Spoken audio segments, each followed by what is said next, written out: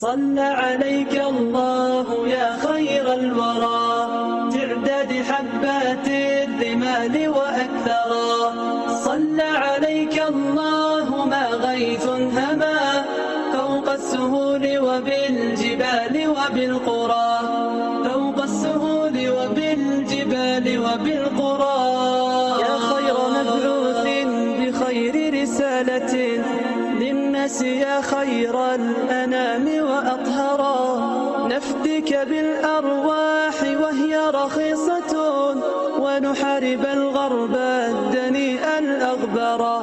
بسم الله الرحمن الرحيم. الحمد لله رب العالمين والصلاة والسلام على رسولنا محمد وعلى آله وصحبه أجمعين. Ассаляму алейкум ва рахматуллахи ва баракатух. На прошлом уроке мы остановились на словах «Накулу фи таухидиллах, му'такидина би тауфикиллах, инна Аллаха та'аля вахидун ла шарика лах». В продолжении урока мы разбираем вопрос по поводу ихтиляфа, по поводу разногласий о познании Всевышнего Аллаха. Обязательно ли познавать Всевышнего Аллаха? Такая секта, которых называли хашавиты, они утверждали, что познание Аллаха не является обязательным, не является ваджибом.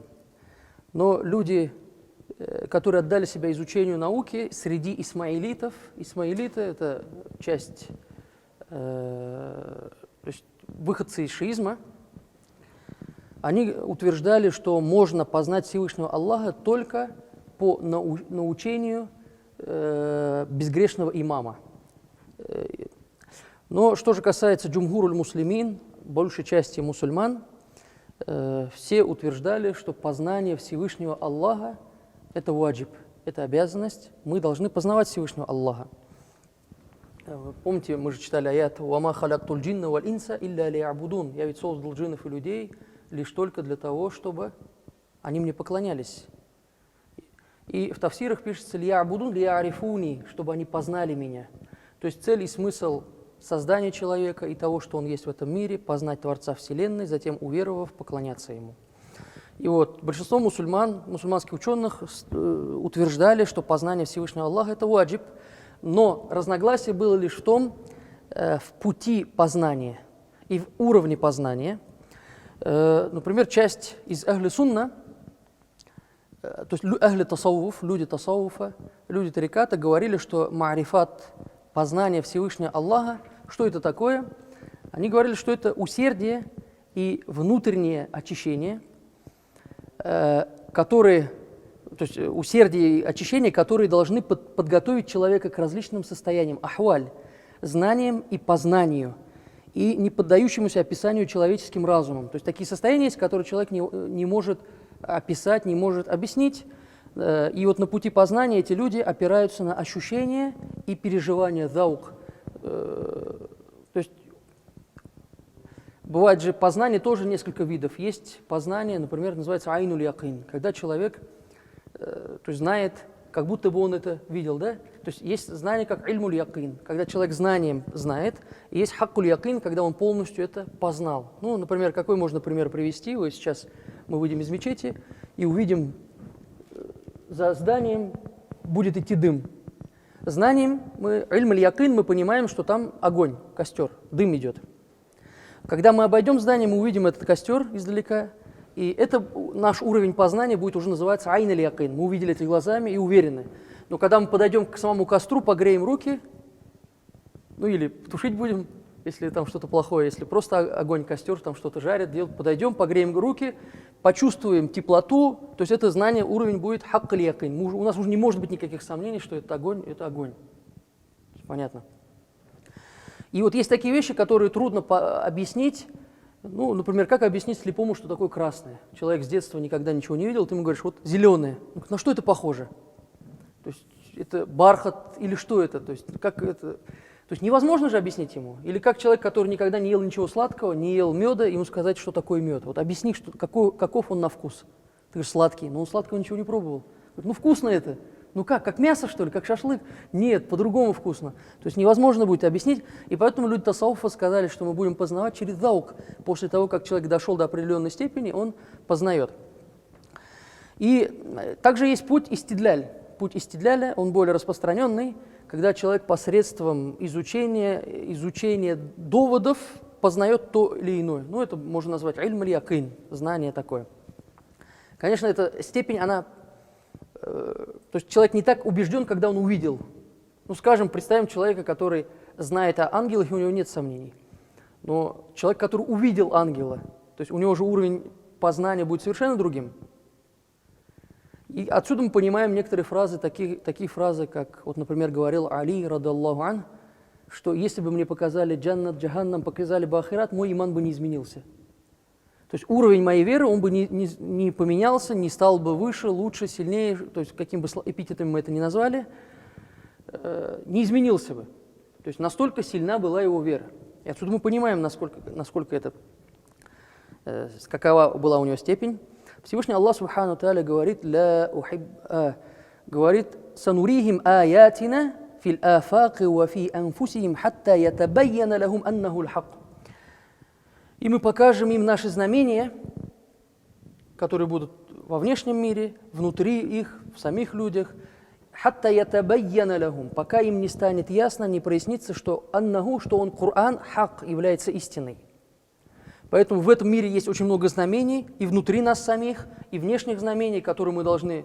То есть Аллах говорит, я покажу вам эти знамения, смотрите на них.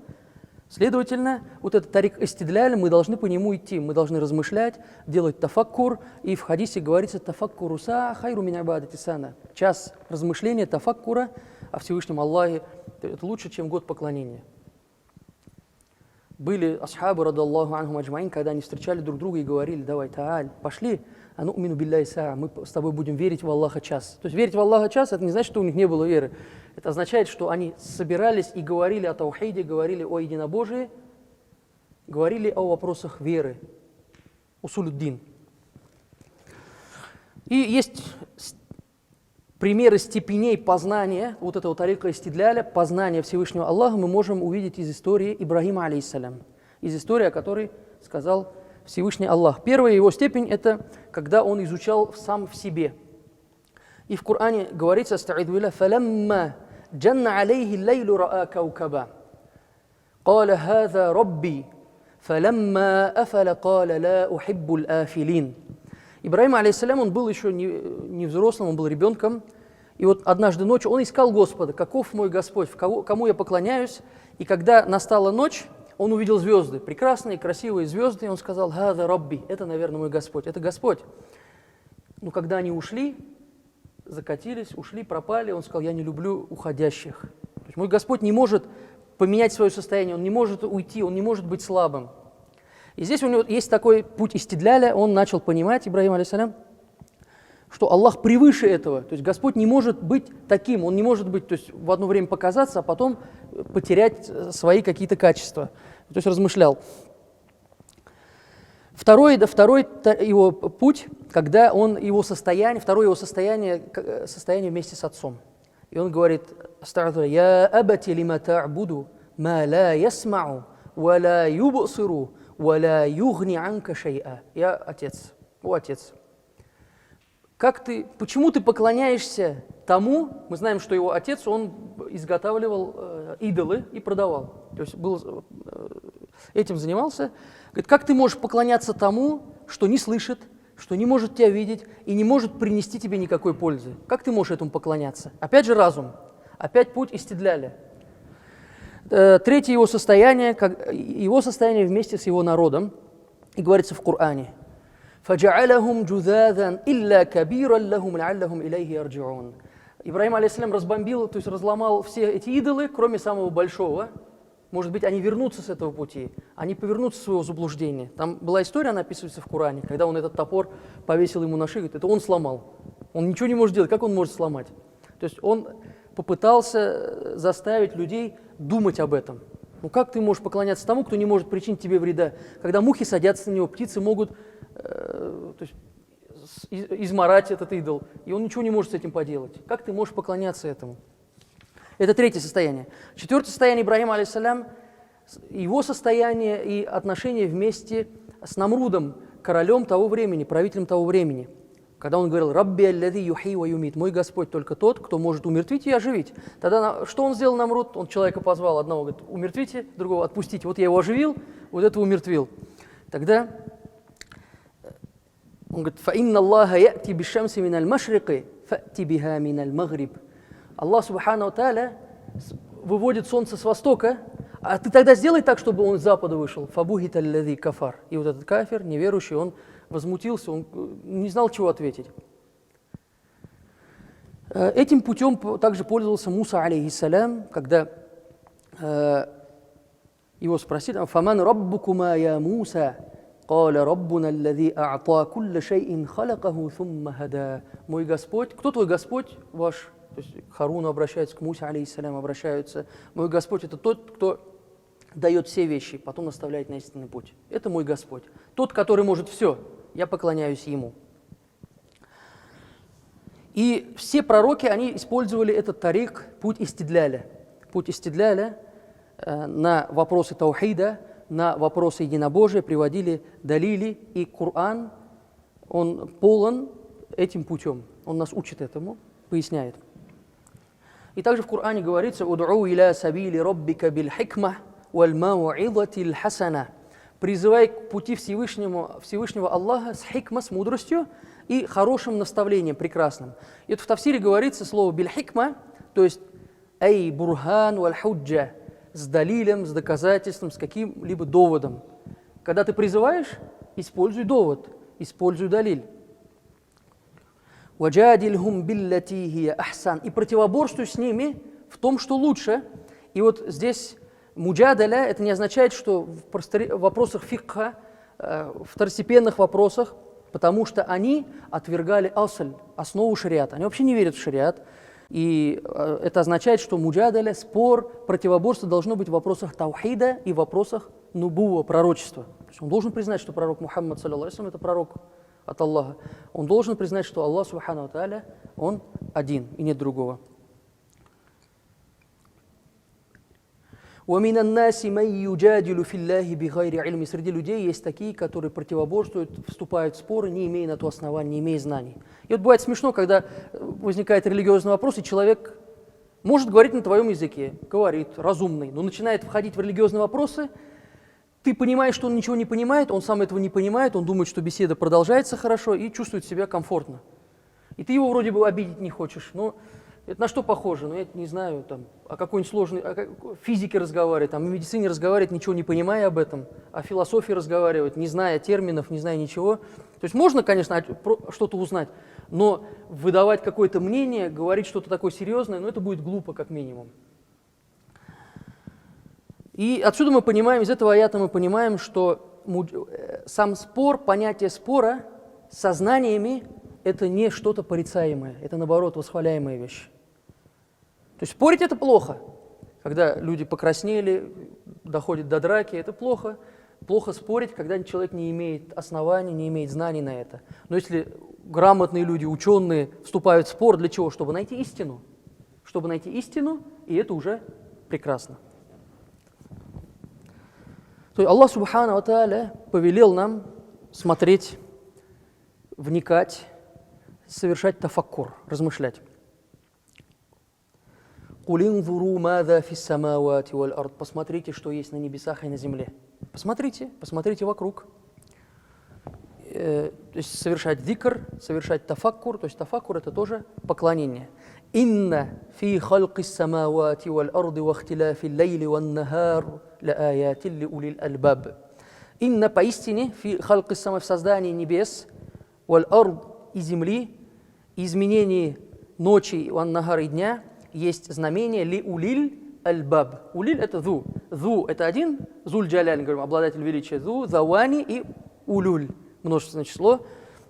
Улюль альбаб. Те, которые умеют размышлять, люди разумные, будут смотреть на этот мир и будут познавать Всевышнего Аллаха. Мы же с вами говорили, например, помните, нужно слушать науки, если даже увидеть роспись одного великого Творца, одного великого мастера, можно вообще даже просто в животных увидеть. Можно увидеть, то есть смотря то, что есть вокруг.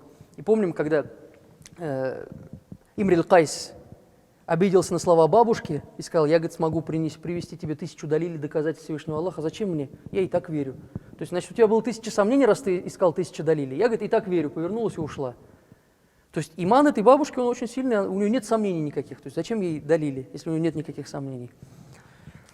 То есть такие люди, они познают Всевышнего Аллаха, смотря, даже просто человек косит сено и познает, смотрит на овец, которых он пасет, и познает Всевышнего Аллаха. Есть такое правило, анна шарафуль ильм би шарафиль ма'лум, что степень знания и науки познается уровнем познаваемого, объекта познавания. И так как в науке усулюддин мы познаем Всевышнего Аллаха, его сифаты, и так как эта наука связана с Всевышним Аллахом, субхану тааля, эта наука называется усулюддин, основа религии, это ашрафуль улюм, это самая достойная, самая великая наука, потому что наука бывает или религиозной, или же дуньяви, касается то есть обывательских, мирских вещей, да? И в этом случае религиозная она лучше. Среди религиозных тоже есть. Есть усулюддин наука, основа, то есть акида, наше вероубеждение, ильму таухид, и есть другие науки, там тафсир, хадис и так далее. Наук очень много. Но когда мы посмотрим любую другую науку, пусть это будет тафсир, она опять опирается на усулюддин, она опирается на основу, потому что ты будешь толковать аяты, будешь смотреть на знамения Всевышнего Аллаха, будешь познавать Всевышнего Аллаха, опять опираешься на основу религии. Если же ты изучаешь хадисы, смотришь хадисы, опять тебе нужна основа религии. То есть какую бы науку ты ни тронул, у нее есть основа усулюддин, и это наша вера, убеждение. إلى أشرف النبي وآله وأصحابه ومشايخنا الفاتحة.